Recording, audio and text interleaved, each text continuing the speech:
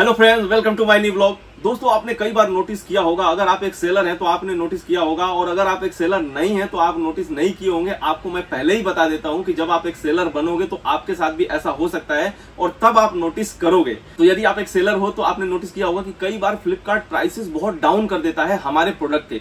जो भी हम प्रोडक्ट बेच रहे हैं, जैसे मान लो 500 का बेच रहे हैं या 1000 बेच रहे हैं, तो अचानक से हम देखते हैं कि हमारे पास जब ऑर्डर आता है तो हम देखते हैं कि हमारे पास आज ऑर्डर आया 500 वाला प्रोडक्ट हमें 428 या 420 में बिक रहा है। 80-90 रुपए फ्लिपकार्ट उस पर कम कर देता है अपनी तरफ से।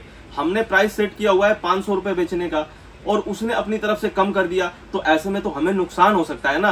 अब मान लो कोई चीज हम 300 रुपए का या 200 रुपए का खरीद के ला रहे हैं, उसको 500 में बेच रहे हैं, हमने अपना प्रॉफिट कैलकुलेट किया है कि भाई इस प्रोडक्ट पे हमें 100 रुपए के आसपास बचना चाहिए, और पीछे से फ्लिपकार्ट जो है उठा और उसने प्राइस ही कम कर दिया, तो ऐसे में तो सेलर को नुकसान हो जाएगा।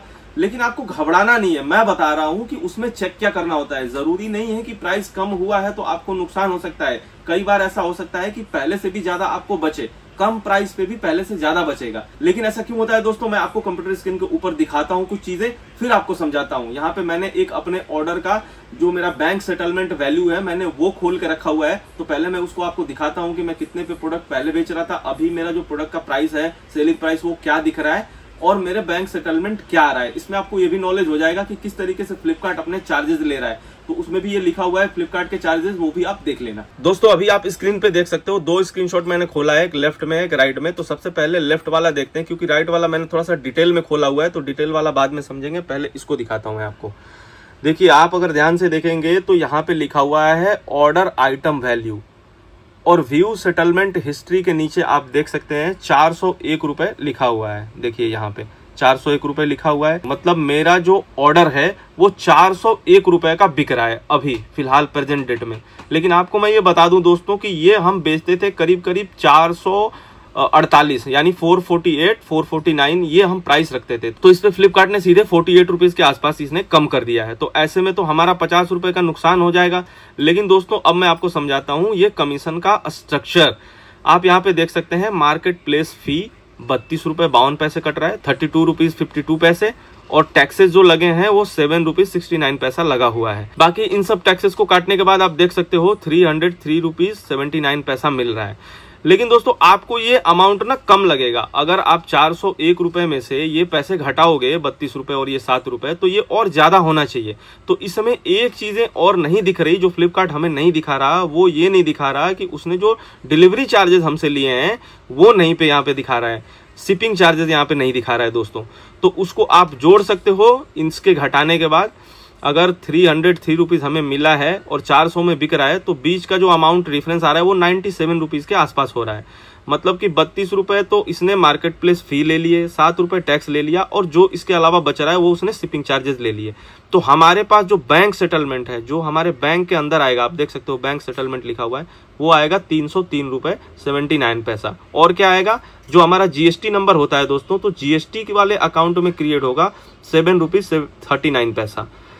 और ये एक होता है इनकम टैक्स के लिए टीडीएस कटता है, तो वो 31 पैसा यहाँ पे वो एक ऐड हो जाएगा। तो दोस्तों, अब थोड़ा सा मार्केट प्लेस फी का ना हम डिटेल स्ट्रक्चर देखते हैं। अब आप आ जाइए इस वाले स्क्रीनशॉट में, और इसको मैंने एक्सपेंड करके खोला हुआ है। आप देख सकते हो मार्केट प्लेस फी जो है 32 रुपए 52 पैसे किस तरीके से कट रहा है। तो फ्लिपकार्ट ने कमीशन लिया है ओनली 27 रुपीज 52 पैसे, और फिक्स्ड फी लिया है इसने 5 रुपए। बाकी टैक्स किस हिसाब से कटे हैं आप देख सकते हैं। जीएसटी में फिक्स्ड फी पे इतना कटा हुआ है, जीएसटी इतना कटा हुआ है 5 रुपए, और कमीशन के ऊपर जो हमारा टैक्स लगा है वो इतना लगा है। दोस्तों, अब आइए मैं डिटेल में आपको थोड़ा सा समझा देता हूं। पहले जो ये मैं प्रोडक्ट बेचता था ना, ये मैं बेचता था 448 रुपए के आसपास, जैसा कि मैंने आपको वीडियो में बताया, और अब जो ये बिक रहा है 401 रुपए में बिक रहा है। लेकिन बावजूद इसकी जो बैंक सेटलमेंट वैल्यू है ना, वो कम नहीं हुआ है, क्योंकि मैंने आपको हमेशा ही बताया है कि मैं एक प्रोडक्ट पे 100 रुपए प्रॉफिट रखता हूं। बीच में मैंने 80 कर दिया था, लेकिन वापस से मैंने 100 रुपए कर दिया, क्योंकि दोस्तों रिटर्न भी मैनेज करना होता है। अगर हम 100 रुपए के आसपास में प्रॉफिट लेके नहीं चलेंगे, तो जो हमारे कस्टमर रिटर्न आते हैं उस पे फ्लिपकार्ट हमसे चार्जेस लेता है, और वहां पे हम माइनस में हो जाएंगे। इसलिए हमें प्रॉफिट को इतना बना के रखना पड़ता है ताकि हम सर्वाइव करें, हमें लॉस ना हो बिजनेस में। तो जैसा कि आपने देखा कि मुझे 303 रुपए बैंक में मिल रहा है, प्लस 7 रुपए जीएसटी मिल रहा है, तो लगभग ये हो गए 310 रुपए। अब अपना प्रॉफिट निकालने के लिए दोस्तों, इसमें से हम अपने प्रोडक्ट की प्राइस घटाएंगे। तो मेरा जो प्रोडक्ट है वो 140 से लेके 160 रुपए के आसपास आता है। मैं 150 रुपए पकड़ के चलता हूँ हिसाब के लिए, एवरेज 150 रुपए मैंने मान लिया अपने प्रोडक्ट का। तो सीधे 310 में 150 रुपए घटा देंगे, 160 रुपए अभी भी बच रहा है। अब 160 रुपए में क्या घटाना है दोस्तों, 160 में घटाना है हमें जीएसटी, जो कि हम कस्टमर से ले रहे हैं। 401 रुपए पे सेल हो रहा है, तो 12% के हिसाब से हम उसमें कस्टमर से ले रहे हैं, तो 12% के हिसाब से 48 रुपए के आसपास में हमारा जीएसटी बनेगा। थोड़ा सा उसमें कम ही बनता है, वो 45 के आसपास में बनेगा जीएसटी हमारा। उसके बाद 10 रुपए पैकेजिंग चार्ज लगेगा, तो टोटल हो गए 55। तो हमारे पास जो अभी भी 160 रुपए बच रहे थे, उसमें हम 55 रुपीज कम कर देंगे, मतलब 105 रुपए हमारा शुद्ध प्रॉफिट हो गया। तो मैं 100 रुपए सीधा सीधा हिसाब लगाने के लिए प्रॉफिट हमेशा ही आपको बताता हूं।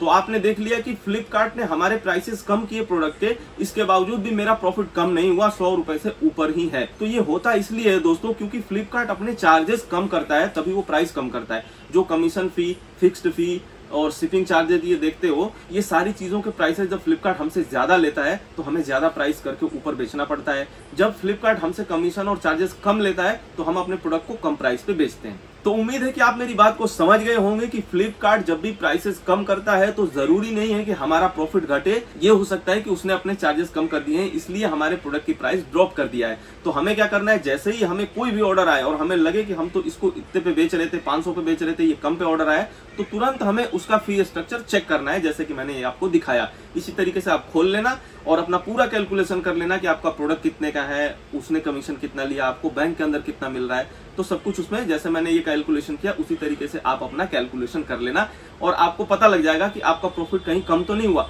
अगर आपका प्रॉफिट कम नहीं हुआ तो आप कम प्राइस पे ही बेचिए, क्योंकि कस्टमर को अगर कम प्राइस पे मिल रहा है तो हमारे लिए भी अच्छा है, क्योंकि कस्टमर हमारे लिए भगवान समान है। जितना कम प्राइस में उनको प्रोडक्ट मिल जाए उतना ही हमारे लिए बढ़िया है, क्योंकि इससे कस्टमर का भी फायदा है और हमारा भी फायदा है। कम प्राइस में बिकेगा तो सेलिंग ज्यादा होगी, ऑर्डर ज्यादा आएंगे। दोस्तों, इस वीडियो में बिजनेस से रिलेटेड बातें इतनी ही थी। अगर आपको सिर्फ बिजनेस से रिलेटेड बातें देखनी थी तो अब आप इस वीडियो को यहाँ पे बंद कर सकते हैं, क्योंकि इससे आगे मैं थोड़ा सा कुछ अपने पर्सनल जीवन की चीजें दिखाने जा रहा हूँ आपको। आप लोगों को याद होगा दोस्तों कि मैंने ये बॉक्स एक दिन आपको दिखाया था और आप लोगों से पूछा था कि इस बॉक्स के अंदर क्या है।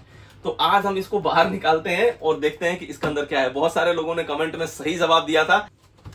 सूटकेस तैयार हो गया, चलो गांव चलते हैं। दोस्तों, 1 साल से ऊपर हो गया ऐसे ही रखा हुआ था ये, और देखो आप धूल की परत जम चुकी है इस पे। ये पूजा किया था मैं लाके, उसके बाद थोड़ा सा यूज करने के बाद ऐसे ही रख दिया और पूरी धूल की परत आप देख सकते हैं।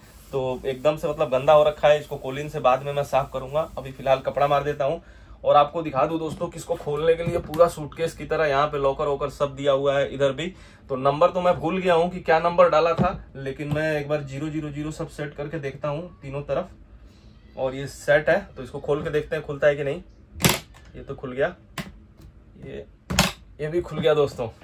तो चलिए आइए अब इसको खोल के दिखाता हूँ कि इसके अंदर क्या है। बहुत सारे लोगों ने सही गेस किया था, ये है हारमोनियम, आप देख सकते हो दोस्तों।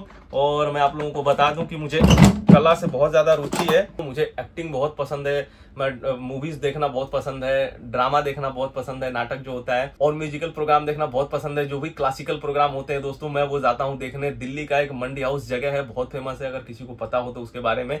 और वहाँ पे कलाकार बहुत ज्यादा लोग आते हैं, फंक्शन बहुत ज्यादा होते हैं, नाटक प्ले ये सब बहुत ज्यादा होता है। तो मैं हमेशा अक्सर जाता रहता हूँ वहाँ पे। तो ये हारमोनियम तो मैंने लिया था दोस्तों पानीपत से जाके। हरियाणा में एक जगह है पानीपत, तो वहाँ मैं और एक मेरे दोस्त गए थे, और जिस दिन हम गए थे वहाँ पानी भी खूब बरस रहा था। तो हम पानीपत में गए थे और पानी से बिल्कुल भीग गए थे, बारिश बहुत तेज हो रही थी। उसी बारिश में हम जाके फैक्ट्री से ये खरीद के लाए, और ये मुझे शायद उस टाइम पड़ा था 11,500 या 12,500 के आसपास, मेरे को एग्जैक्ट याद नहीं है। तो ले तो लिए थे, लेकिन बजाने आया नहीं दोस्तों। मुझे ये बहुत टफ लगता है सीखना, और जो भी लोग सीखे हैं मैं बड़ी उनकी इज्जत करता हूँ। जितने लोग कलाकार हैं मैं बड़ी उनकी इज्जत करता हूँ, क्योंकि ये बहुत टफ चीज है। मुझे इससे ज्यादा कई गुना ज्यादा आसान लगता है बिजनेस करना। बड़े से बड़ा बिजनेस करना मुझे इससे ज्यादा आसान लगता है, लेकिन ये सीखना बहुत टफ है। तो चलिए अब इसको खोल दिए हैं, तो 1 साल बाद इसका जरा साउंड देखते हैं। यहाँ से ये खुलता है, ये देखो पूरा चिपका हुआ है, एक एक चीजें ये देखो कैसे खुल रहा है। तो बहुत लोड पड़ रहा है इसको खोलने में। अब ये धीरे धीरे साफ होगा। दोस्तों, मुझे ज्यादा ये बजाने नहीं आता। मैं आप लोगों को बता दूं कि मैंने सीखने की बहुत कोशिश करी थी, यूट्यूब पे भी वीडियो देखा था कि थोड़ा सीख के बजाने आ जाए, लेकिन मुझे बजाने बिल्कुल ही नहीं आया। सारे गामा बजा लेता हूँ, एक बार बजा के आपको सुनाता हूँ, क्या पता अच्छा लगे। सारे गामा किसी को क्या ही अच्छा लगेगा, सबको तो गाना ही अच्छा लगता है, लेकिन सारे गामा इसमें मेन है। तो चलिए दोस्तों, सबसे पहले सरस्वती माँ को प्रणाम करते हैं और उसके बाद इस पे सारे गामा बजा के देखते हैं। आप भी देखो कि मेरे को सारे गामा बजाने आता है कि नहीं। सबसे पहले तो लोग वही बजाते हैं।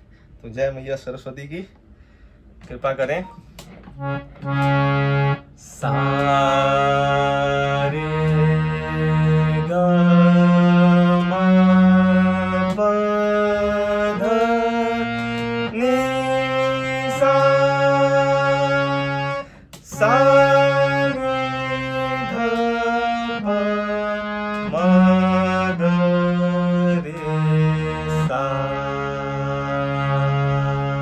दोस्तों चलिए अब छोटा सा कुछ आपको सुना देता हूँ। आप में से हो सकता है कि आपका आज बर्थडे हो या फिर आपके मम्मी पापा का हो, भाई बहन का हो, बच्चों का हो, किसी का भी बर्थडे हो। अगर आप ये वीडियो आज देख रहे हो तो मेरी तरफ से आपको आज बर्थडे विश कर रहा हूं मैं, और थोड़ा सा 2 लाइन सुना रहा हूं आपको। Happy birthday to you, happy birthday to you, happy birthday dear viewer,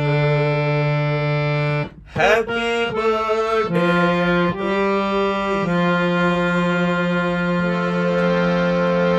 दोस्तों इस वीडियो में इतना ही। अगर ये वीडियो आपको अच्छा लगा हो तो प्लीज इस वीडियो को लाइक कर देना, चैनल पर नए हो तो चैनल को जरूर सब्सक्राइब कर लेना। ये वीडियो देखने के लिए आपका दिल से धन्यवाद। मिलते हैं आपसे अगले वीडियो में, तब तक के लिए tata bye bye, take care, जय हिंद।